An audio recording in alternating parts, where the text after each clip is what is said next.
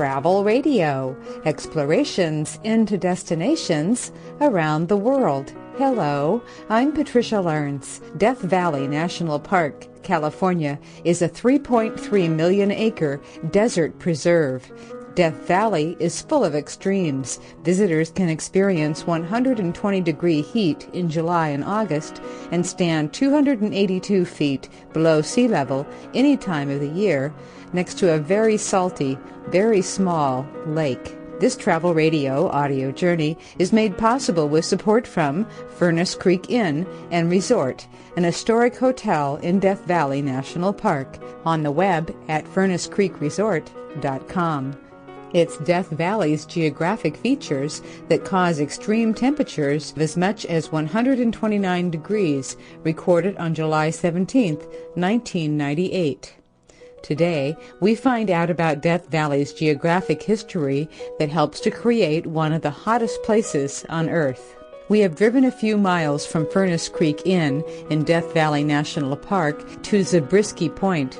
From the high and windy vantage point overlooking Death Valley and the surrounding mountains, Park Ranger Geologist Mark Newell is giving the afternoon interpretive program to a park visitor. Zabriskie Point is one of the most popular overlooks in Death Valley National Park.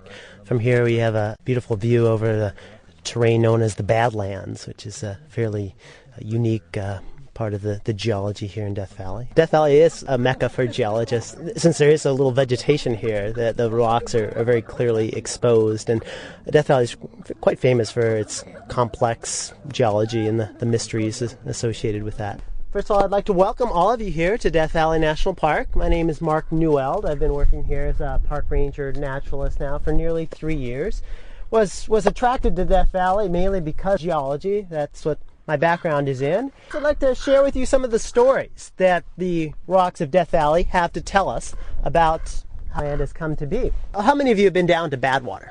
The lowest spot in the Western Hemisphere at Badwater, 282 feet below sea level. And from there you do have to climb up to Telescope Peak, over 11,000 feet. So it's actually one of the greatest local changes in vertical relief anywhere in the contiguous United States. Interesting for the fact that you're at the lowest spot in the Western Hemisphere, and also for the salt pan that stretches out into the valley. But if you turn and face the mountains, you're actually looking at some of the oldest rocks in the western United States. And I brought along a sample of one of those. Goes over to his backpack. This is a rock. It's a metamorphic rock. Geologists have all sorts of fancy names for these metamorphic rocks that are exposed down near. Sample complete. Ready to continue?